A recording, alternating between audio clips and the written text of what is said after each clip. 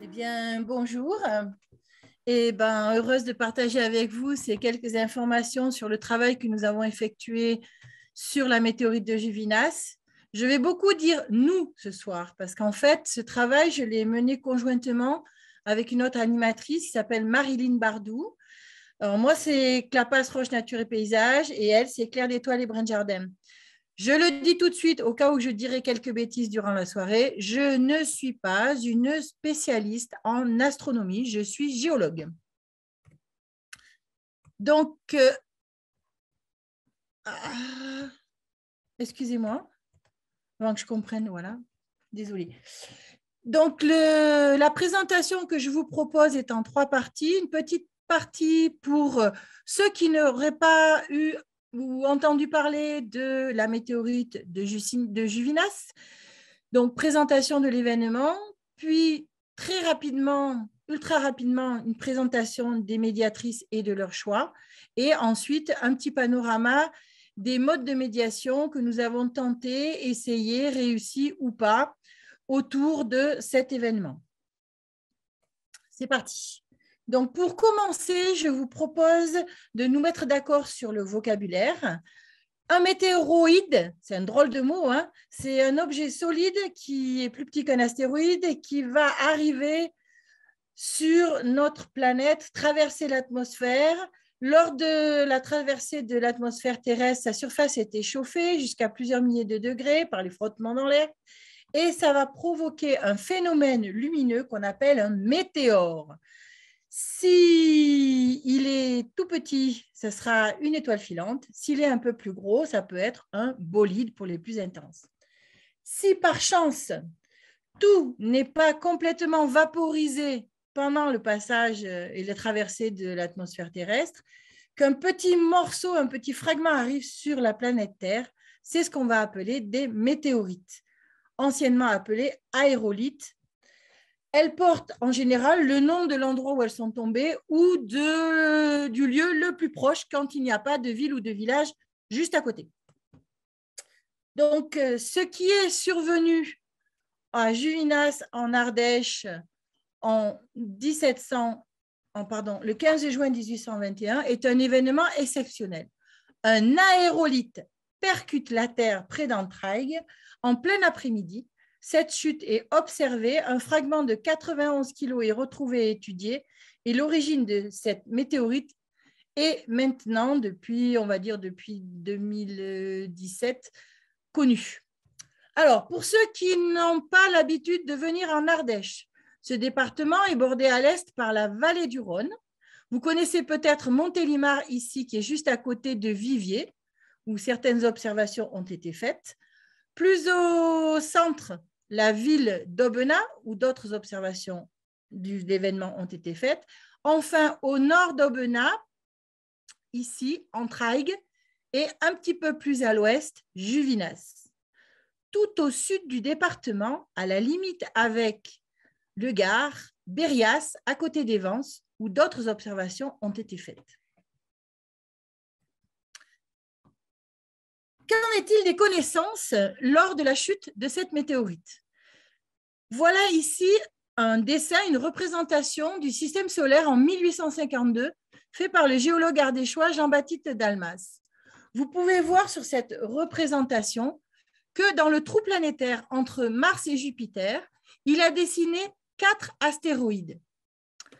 En effet, c'est le 1er janvier 1801 que Giuseppe Piazzi, qui est alors à l'université de Palerme et qui a été chargé de faire un catalogue des étoiles, observe pour la première fois un objet céleste inconnu pile à cet endroit. Il ne fait pas partie des astronomes qui recherchent la planète manquante qui serait normalement, d'après les lois de la physique, qui devrait se trouver entre Mars et Jupiter. Lui, il cherche des étoiles et lorsqu'il observe ces restes, il pense tout d'abord à une étoile. Mais il va l'observer pendant plusieurs soirées et donc très rapidement, il va s'apercevoir au vu du déplacement de cet objet que ce n'est pas une étoile, mais sans doute une petite planète. Par la suite, l'année suivante, on va découvrir un deuxième astéroïde, plus petit, Pallas. C'est Heinrich Holberg qui le découvre et c'est le même chercheur qui, en 1807, va découvrir un astéroïde, le deuxième par sa taille, c'est Vesta, donc qui fait près de 530 km de diamètre. Comme cet astéroïde est le quatrième qui a été découvert, il portera le nom de 4 Vesta. Donc voilà, on voit très bien que Cérès est le plus gros, Vesta le deuxième par la taille, et les autres sont plus petits. Aujourd'hui, il y en a plus de 800, etc., sans doute des milliers qui ont été découverts. Lorsqu'elle est arrivée à Juvinas, il y a 18 ans, seulement que la communauté scientifique a admis la possibilité de l'arrivée sur Terre de pierres extraterrestres. Et encore, pour beaucoup d'entre eux, il ne peut s'agir que d'éjectats de volcans. Mais quel volcan? Au pire, au mieux, de la Lune. Donc, on est loin d'imaginer l'origine de ces pierres tombées du ciel. Hors des cercles scientifiques parisiens, seuls quelques rares savants érudits connaissent ces phénomènes. Pour les témoins, ou la plupart des témoins en Ardèche, en 1821, ce phénomène est incompréhensible et surtout terrifiant. Et je vais donc vous donner lecture d'un petit extrait de ce qu'ont vécu les habitants de Juvinas le jour J. Nous entendîmes tout à coup une détonation épouvantable que l'on peut comparer à un coup de canon, mais beaucoup plus fort. Elle fut suivie d'un roulement qui se prolongea, ce qui faisait croire à nos paysans que le monde touchait à sa fin et que notre globe s'enfonçait peu à peu. Tous étaient remplis de frayeur et d'étonnement. 3 témoins, entre autres bien dignes de foi, aperçoivent du côté nord comme un très petit nuage noir qui traverse obliquement les airs et qui semble s'agiter. Ils suivent avec de grands yeux cette masse qui paraît se diriger vers eux. Saisis de crainte, ils se jettent la face contre terre et se croient morts. Aussitôt, ils entendent comme des arbres qu'on arrache et qui tombent en pièces, des sifflements, des frottements dans l'air et enfin un bruit sourd assez considérable. Donc, pour eux, c'est la fin du monde. Cependant, 40 km plus au sud, à Bérias, Jules de Malbosc, un érudit local, féru de géologie et d'archéologie, qui s'intéresse à ces pierres tombées du ciel et qui a lu le rapport de Jean-Baptiste Biot sur la chute de l'Aigle. Par chance, ce jour-là, il est dehors avec ses ouvriers, il taille ses mûriers. Il est en haut d'une échelle, la tête levée vers le ciel, et là, il aperçoit d'un coup, perpendiculairement sur leur tête, un globe de feu qui, avec une rapidité extrême, tombe derrière l'extrémité du Tanargue. Aussi sec, il va porter ses doigts sur son pouls, il va se mettre à compter, et au bout de quelques minutes, à la fin de l'observation du phénomène, il nous dit « Je puis certifier que j'appréciais si bien la véritable direction que suivit l'aérolithe et la distance où elle tomba, que j'annonçais qu'elle avait dû tomber du côté de Vals ou vers Entrailles. » Donc, c'est extraordinaire. Lui comprend ce qui se passe et même imagine le lieu de chute, juste avec quelques observations. Aussi sec, il a envie d'aller voir ce qui se passe sur le lieu de chute, vérifier si ses hypothèses sont justes, mais il est indisponible. Il envoie donc un ami négociant prendre des nouvelles sur le marché d'Aubenas. Et là, lorsque celui-ci pose des questions, tout le monde se moque de lui. C'est vraiment la risée de tout le monde qui se demande qu'est-ce qu'il peut bien nous raconter et qu'est-ce que c'est que cette histoire de pierre tombée du ciel. En même temps, à Viviers, donc presque dans la vallée du Rhône, Honoré de Flaugergue, astronome amateur et juge de paix, observe le phénomène.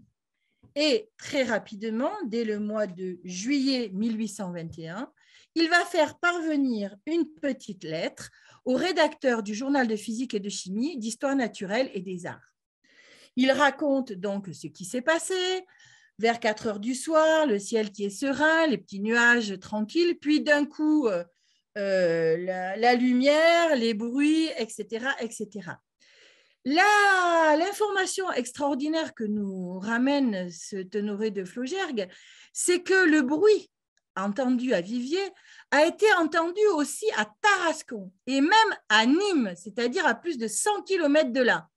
Et que même une personne de la ville de Nîmes aurait vu un feu brillant dans l'air qu'il n'avait pu suivre à cause d'une montagne qui le lui cachait, et que, bien entendu, près de Viviers, de nombreuses femmes qui lavaient leur linge avaient aussi observé comme une étoile qui descendait lentement sur le Coiron au nord-ouest et qui, en disparaissant, avait laissé une traînée de fumée. Donc, voilà ce qui s'est passé à Juvinas le 15 juin 1821. Une fois la terreur passée, ce n'est que 8 jours plus tard qu'on se rend sur les lieux où l'objet est tombé. En effet, seuls quelques enfants un peu plus curieux et un peu moins affolés par l'événement que les autres ont observé le phénomène jusqu'au bout et ont vu où est tombée précisément cette pierre. Ils vont l'indiquer, on va décider d'aller la chercher. On délibéra longuement si on irait en armes pour entreprendre une opération qui paraissait si dangereuse. En effet, comme on n'avait pas compris ce qui s'était passé, vu les bruits et les phénomènes qui s'étaient déroulés, beaucoup avaient pensé que le transporteur, on peut dire comme ça, de cette pierre, c'était peut-être 100 000 diables. Comment expliquer autrement ce phénomène inexplicable? Et donc, Claude Serre, le sacristain, observa avec raison que si c'était le diable, ni la poudre ni les armes ne pouvaient rien sur lui et que tant qu'à aller la déterrer, autant valait mieux porter de l'eau bénite et qu'en ce cas, lui se chargeait de faire fuir l'esprit malin. Donc, 8 jours après la chute, dans un champ de pommes de terre, on s'approche d'un grand trou qui fait 1,60 m, on bénit le fond du trou et on en sort une grosse pierre informe, entièrement recouverte d'un vernis noir brillant, qui est la croûte de fusion caractéristique des météorites, sous laquelle se trouve la vraie couleur de la météorite qui traduit la vraie nature de la météorite. Vous voyez sur cette image qui a été prise dans le musée de minéralogie du Muséum de Paris, on voit très bien la croûte noire brillante qui est la croûte de fusion et sur la tranche, l'intérieur de la météorite qui est plutôt, elle, de couleur grise. Ce morceau, c'est un gros morceau là et il fait 4 kilos environ. Dans le cas de Juvinas, tous les témoins de l'époque soulignent que l'extérieur est noir brillant, ils parlent de vernis, et que l'intérieur de la pierre qui a été découverte est grisâtre. Ils nous racontent aussi qu'on a dû la découper pour la sortir. Elle était quand même de 91 kilos, que pour la sortir, on a été obligé de la fragmenter en deux, puis qu'on l'a mise en pièces parce que beaucoup de gens qui étaient présents en ont voulu un petit fragment, un petit morceau. Le plus gros morceau, 43 kilos, est attribué à M. Alesson, orfèvre à Aubenas, qui, après l'avoir exposé au public dans des foires, des marchés, etc., en a fait don au cabinet d'histoire naturelle du Muséum national de Paris après un certain nombre de pérégrinations. Actuellement, c'est près de 45 kilos de cette météorite qui sont répertoriés. Le plus gros morceau, 36 kilos, il est à Paris au Muséum d'histoire naturelle. Le plus petit, 76 mg dans une collection privée en Allemagne. Et vous pouvez voir sur cette petite photo 60 grammes de cette météorite qui sont actuellement à l'École des mines de Paris dans la collection de minéralogie avec son étiquette d'époque. Donc, une photo gentiment offerte par Didier Nectou. Aujourd'hui, il est même possible, malheureusement, on pourrait dire, d'acheter quelques grammes de cette météorite sur Internet. Bilan de cette affaire, retrouverons-nous un jour les 46 kilos manquants? Et oui, on n'en a plus que 45 kilos de répertoriés sur les 91 kilos qui ont été trouvés. Où sont-ils partis? Comment ont-ils disparu au fil des transactions et des générations? Pour le moment, on ne le sait pas. D'où vient-elle? Eh bien, l'étude de cette météorite a montré assez rapidement, c'est Stanislas Meunier qui travaillait au muséum avec Daubré, donc il y a un certain nombre d'années déjà, qui a annoncé que cette météorite particulière, comme deux autres qu'il possédait, était proche des basaltes et qu'elle ressemblait énormément à des laves qu'il avait récupérées qui venaient d'Islande. Cette composition chimique basaltique est assez proche aussi de 4 Vesta. Or, on sait que dans la ceinture principale d'astéroïdes se trouvent des milliers de petits corps qui n'ont pas pu s'agglomérer en planètes. Ils gravitent autour du Soleil entre Mars et Jupiter et ils peuvent entrer en collision. Par chance, en 2007, oui, on va lancer la sonde Dawn et par chance, elle a pu passer beaucoup de temps autour de l'astéroïde Vesta, en particulier de juillet 2011 à septembre 2012. Et cette sonde spatiale, les photos qu'elle nous a envoyées, les informations, nous ont confirmé que Vesta serait bien le corps parent de la météorite de Juvinas. En effet, on voit bien sur cette image ici en fausse couleur, au niveau du pôle sud, un énorme cratère qui illustre le passé tourmenté de cet astéroïde qui a subi au moins une gigantesque collision qui est sans doute à l'origine de ces météorites que l'on appelle les vestoïdes. Voilà pour vous informer un petit peu de ce qui s'est passé. Les médiatrices, c'est Marilyn Bardou, qui est spécialisée en animation en astronomie, qui a suivi la formation Vigiciel et qui travaille au sein de Clair d'Étoiles, et Brent Jardin, qui travaille beaucoup avec l'observation du ciel à l'œil nu, au télescope, etc., et qui anime des émissions de radio. Moi-même, donc, Marie Zeim, membre de l'association Clapax, canal historique de Géol, on va dire que vous connaissez pour certains depuis longtemps, et qui suis animatrice en géologie. Je ne suis pas astronome. Mais très rapidement, au contact de Marie-Lise, j'ai été contaminée et vous voyez que sur cet outil pédagogique sur l'histoire de la vie de la Terre, j'ai fait figurer dans la partie gauche la météorite du Juvinas qui témoigne de la formation du système solaire et de la planète Terre. Cet événement, qui est longtemps, eh bien, ces deux associations ont réuni leurs efforts. Les deux animatrices ont choisi une approche mêlant histoire des sciences surtout, et astronomie et géologie. Cette approche, nous l'avons choisie car au fil de nos expériences réciproques, on a vu qu'elle permet, l'histoire des sciences, d'acquérir des connaissances au travers de la mise en évidence des tâtonnements, des hésitations, des aboutissements, des débats qui marquent le cheminement des connaissances actuelles. En effet, elle permet aux gens de confronter un petit peu ces idées qui pourraient pour certaines nous paraître fausses et désuètes avec leur représentation. Et au fil de la confrontation avec la construction des savoirs au fil des âges, eh bien, les gens petit à petit peuvent confronter et acquérir et conforter leurs propres connaissances. Les premières actions qui ont été faites, c'est plutôt des débats, des cafés sciences, des discussions. La première à Aubenas avec un astrophysicien, on a présenté des documents anciens, il a expliqué ce que c'était que des météorites, des bolides, etc. Et c'est essentiellement des questions-réponses. Le deuxième était plutôt littéraire avec un ethnologue, Bernard Salle, qui est Odette et Charles Cros, qui sont venus nous parler de Jules de Malbosc. Et là, on a parlé un petit peu du rôle des archives et de comment appréhender des documents anciens. À chacune de ces soirées, les élus de Juvinas étaient présents et les journalistes aussi qui, de ce fait, ont commencé de ressortir de leurs propres archives des documents qu'ils ont fait passer dans les journaux actuels. Le 15 juin 2008, eh bien, c'est la première balade théâtralisée à Juvinas, suivie d'une conférence. Les élus ayant été sensibilisés par les deux précédentes soirées, on décide de faire quelque chose chez eux. Donc, sur le lieu de chute, au hameau de Libonès, que vous voyez cette photo, sur la commune de Juvinas, ils en décident de faire une lecture à haute voix de documents d'archives Et on décide de travailler à 2 voix avec moi-même dans le rôle du maire, du préfet, du savant, du curé, et Marilyn Bardou qui jouera le rôle de l'astronome contemporain.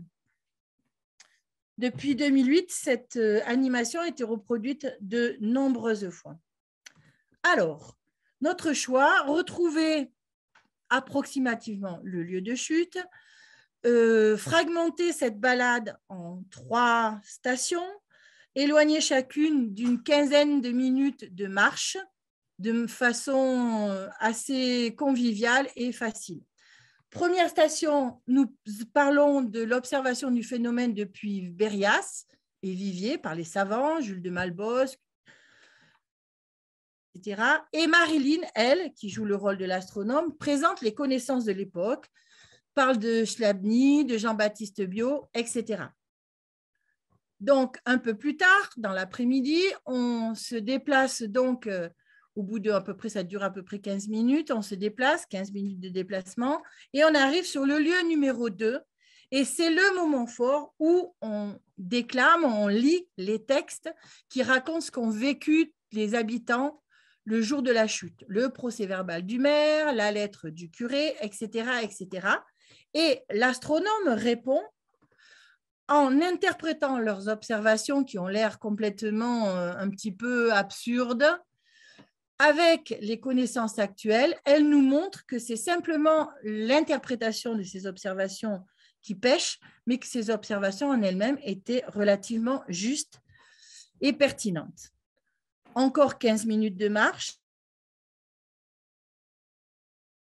Et là, donc, les textes anciens sont présentés, comment la météorite a été retrouvée et récupérée, et l'astronome, Marilyn, nous présente finalement qu'est-ce qu'il est advenu aujourd'hui de cette météorite, où est-ce qu'on peut la voir, comment on l'a étudiée, comment les météorites nous parlent de l'histoire de la naissance du système solaire, etc., etc.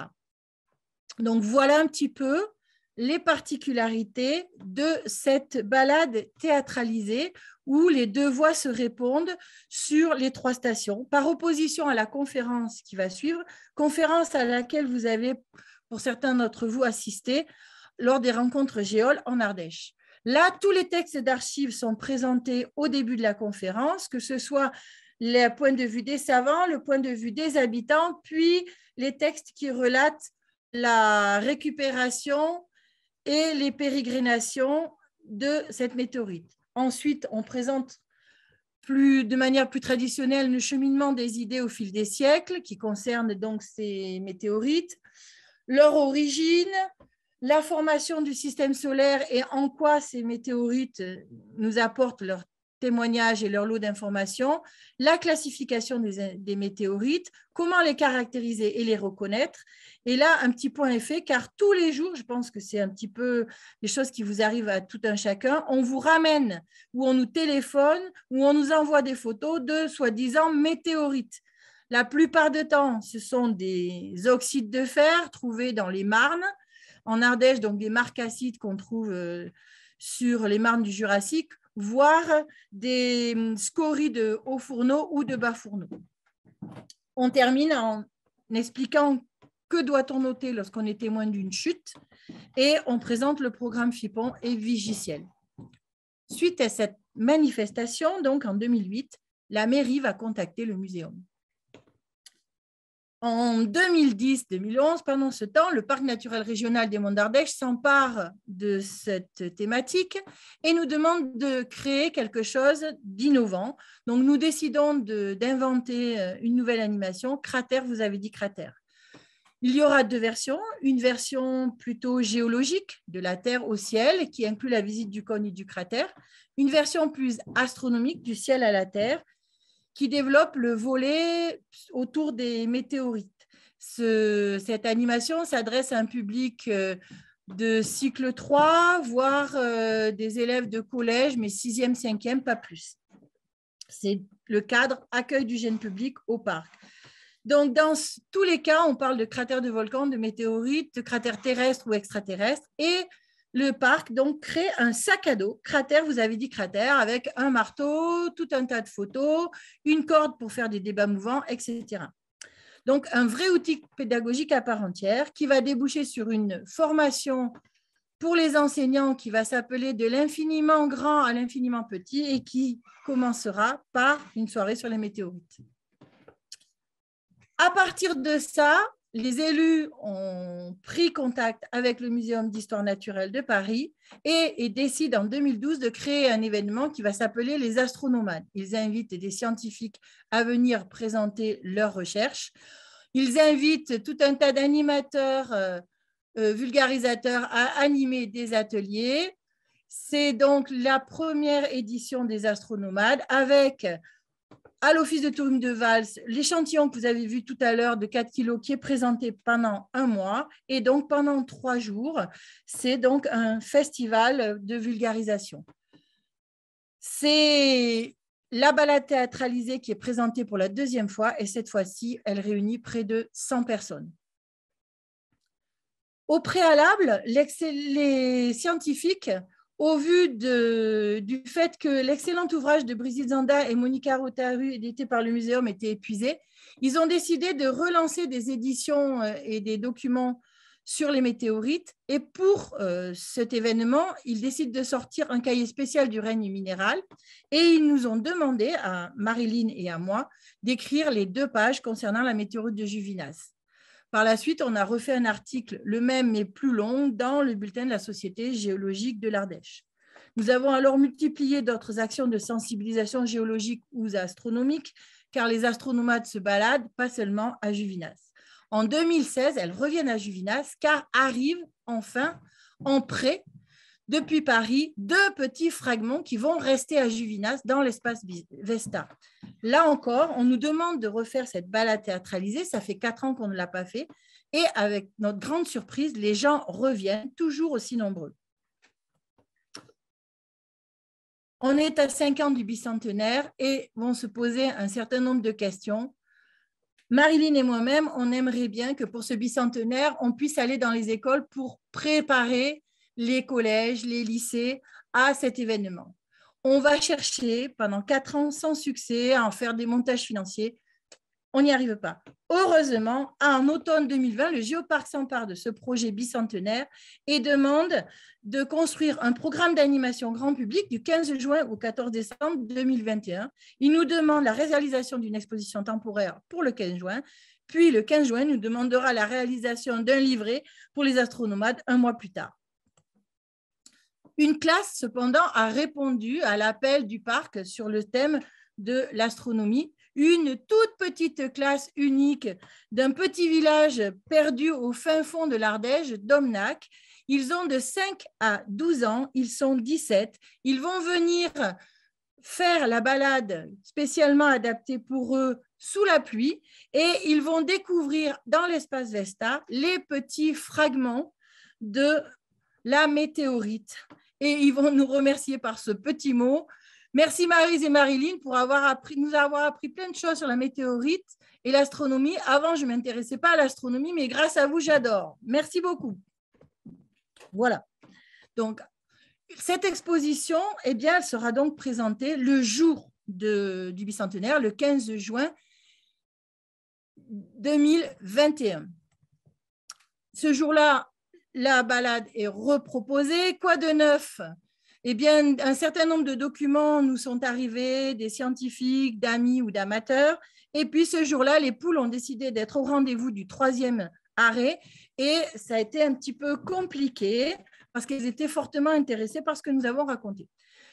Suite à cette balade, donc le jour du bicentenaire, présentation de l'exposition, 8 panneaux, donc 4 sur l'histoire de la chute et l'histoire des sciences.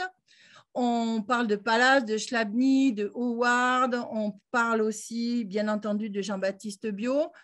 Et 4 panneaux ensuite sur, l'analyse des textes anciens au vu des connaissances actuelles, un sur l'origine des météorites, un autre sur la classification des météorites et le dernier sur Vigiciel et Fripon. Pour terminer, donc, Un mois plus tard, les astronomates de Ville 21 fêtent aussi à leur sauce, on va dire, le bicentenaire, toujours des ateliers, toujours le stand de Louis-Dominique Bail, toujours des conférences. Des nouveautés, eh bien, c'est l'exposition avec des visites guidées. C'est la nouvelle mallette Vigiciel avec les nouvelles fiches pour apprendre à reconnaître les météorites avec les scientifiques invités et un invité surprise, FR3, qui va nous permettre le soir même de passer aux infos régionales 3 minutes sur les astronomades, la météorite de Juvinas, Marilyn, Maryse et Brigitte Zanda et ses météorites. Donc, cette balade, elle a été donnée en 2021 2 fois à Juvinas et une autre fois, elle a été externalisée à Saint-Clément. Au total, c'est 6 balades qui ont été données depuis 2005 avec entre 25 et 100 personnes. Donc, externaliser cette balade, c'était un espèce de challenge. Pourquoi et comment faire? Eh bien, l'idée, c'était que le Géoparc a à cet endroit, à Saint-Clément, un géosite avec un musée de sites. Pour parler de 13 coulées de basalte superposées, on est à 40 km au nord du lieu de chute, derrière le mont Gerbier-des-Joncs. Il a donc été relativement facile de faire le lien entre l'histoire qu'on raconte et ce territoire, à travers les basaltes découlés, à travers le mont Gerbier-des-Joncs, qui, d'après nos informateurs, aurait connu le même jour, le 15 juin 1821, un énorme effondrement ou un tremblement de terre. On ne sait qui est la cause de quoi, au point qu'on retrouve ensuite dans des textes de George Sand le fait que, suite à cet effondrement, eh bien, le cratère au milieu du Gerbier-des-Joncs a été rempli par un lac. Allez voir le Gerbier-des-Joncs et vous ferez votre avis sur ce qu'elle a écrit. Donc, la saison se termine par les visites guidées de l'exposition dans le cadre de la Nuit des Étoiles à Chassier. À cause du Covid, eh bien, on est un petit peu coincé, mais sur 4 soirées, on est quand même arrivé à toucher 180 personnes. Je me suis cantonnée, moi, plutôt sur la partie histoire des sciences, histoire des connaissances et avancée des idées, et Marilyn sur la classification des météorites, la formation du système solaire. Vous pouvez voir sur cette photo que Marilyn a tenté, à partir des données qu'on avait, c'est-à-dire 91 kilos et connaissant la densité, de reconstituer en papier mâché, avec du grillage à poule et du papier puis du vernis, une tentative de reconstitution du volume que pouvait représenter cette météorite. Bien entendu, la surface, c'est totalement imaginaire, mais ça pouvait permettre de donner aux visiteurs une idée de la taille de cette météorite. Enfin, quelques trouvailles qui nous ont été offertes par les amis. Eh bien, c'est tout d'abord cette lettre de Jean-Baptiste Delambre au ministre de l'Intérieur, le 6 août 1821, qui s'inquiète car il sait qu'il y a un fragment de cette météorite qui est en route pour Paris et qui ne le voit pas arriver. Plusieurs semaines se sont écoulées, nous dit-il, l'Académie n'a encore rien reçu. Il est à craindre, si l'on ne se hâte pas, que les fragments de cette pierre soient divisés, distribués et qu'on ne les perde et qu'ils n'arrivent jamais à Paris. Donc, il s'inquiète. Ce à quoi peut-être c'est ce document qui nous a été fourni par un autre informateur nous signale que pendant le même temps, au mois de septembre 1821, bien sûr, la pierre n'est pas encore arrivée à Paris puisqu'elle est sur le port de Marseille, qu'elle a été montrée lors d'une foire et que même il y a des gens qui ont proposé de l'acheter.